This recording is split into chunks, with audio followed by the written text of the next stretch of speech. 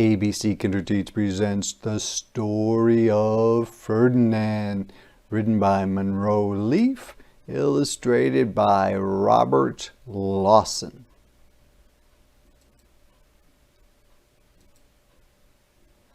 Once upon a time in Spain, and that's a country that's a long ways from the United States,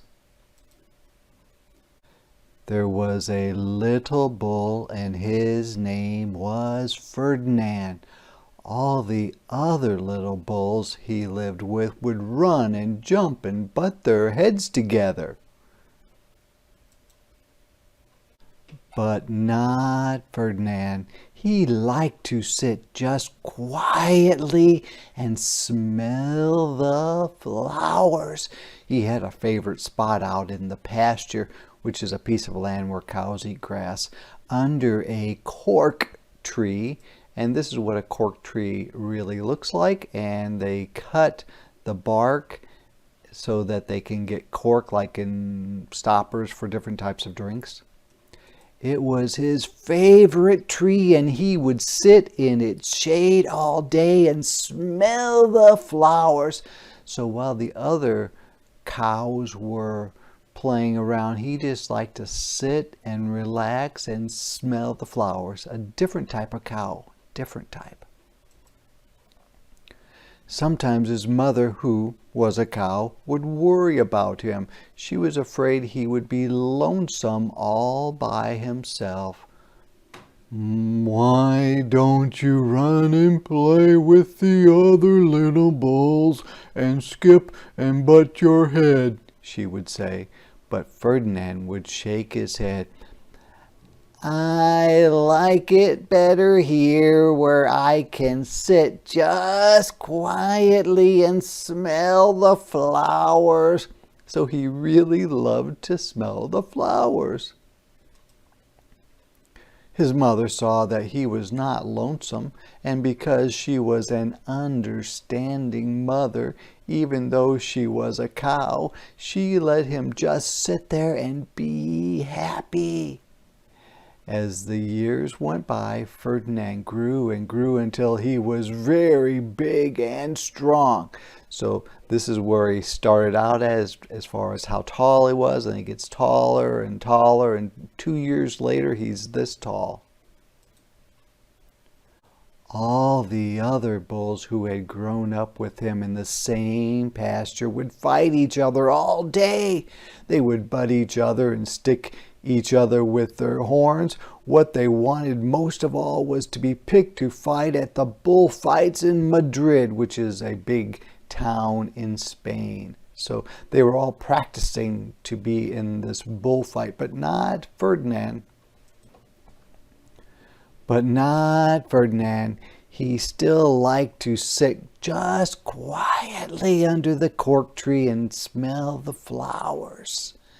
One day 5 men came in very funny hats to pick the biggest, fastest, roughest bull to fight in the bullfights in Madrid. Do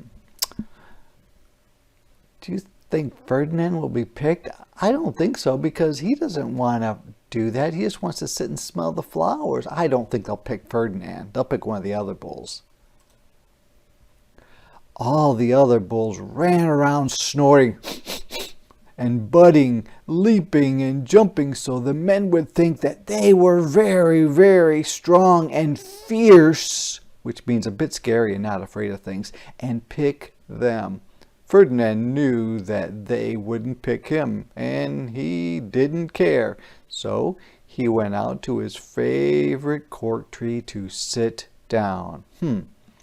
So I wonder if they're going to pick this one or this one. I don't think Ferdinand, because he doesn't even want to be picked. He didn't look where he was sitting. Instead of sitting on the nice cool grass in the shade, he sat on a bumblebee. Well, if you were a bumblebee and a bull sat on you, what would you do? You would sting him, and that is just what this bee did to Ferdinand. And look at Ferdinand. He's like, Oh my goodness, something bit me. Wow, did it hurt? Ferdinand jumped up with a snort. He ran around puffing and snorting, breathing hard through its nose, butting and pawing the ground as if he were crazy. The 5 men saw him and they all shouted with joy. Here was the largest and fiercest bull of all.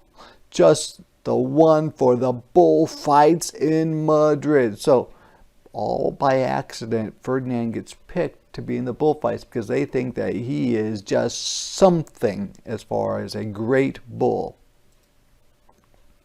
So they took him away for the bullfight day in a cart. There's the cart. What a day it was. Flags were flying, bands were playing, and all the lovely ladies had flowers in their hair. Wait a minute. Ferdinand loves flowers, and there's flowers all around him because the women have them in their hair. They had a parade into the bullring where the bullfights take place. First came the banderilleros, which are the bullfighters who would tease the bull, with long, sharp pins with ribbons on them to stick in the bull and make him mad. That's not very nice, is it? They shouldn't be poking him. Next came the picadores, which are the bullfighters on horses, who rode skinny horses, and they had long spears to stick in the bull and make him madder. Doesn't seem nice at all, does it? Then came the matador, the main bullfighter, the proudest of all. He thought he was very handsome and bowed to the ladies. He had a red cape and a sword and was supposed to stick the bull last of all. This does not sound good, does it? Then came the bull, and you know who that was, don't you? Ferdinand. They called him Ferdinand the Fierce, and all the banderilleros were afraid of him, and the picadores were afraid of him, and the matador was scared stiff.